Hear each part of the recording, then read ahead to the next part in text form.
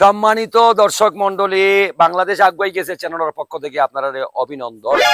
আমরা বিভিন্ন জায়গায় বিভিন্ন মানুষের সাক্ষাৎকার লইলাম। বাংলাদেশ বর্তমানে আগুয়াই গেছে যুব সমাজ, আগুয়াই গেছে যুব সমাজের মাঝে আমরা কিছু যুব সমাজ টুকাইলাম। ও দেখা যায় একজন ব্যক্তি এইরাম, আমরা তার মন্তব্য নেওয়ার চিন্তা ভাবনা করলাম। ভাই কেমন আছেন আপনি? ভালো আছি। ভালো আছেন নি? আলহামদুলিল্লাহ। আলহামদুলিল্লাহ। আপনি আপনার নাম কিতা? সাইদ আহমদ।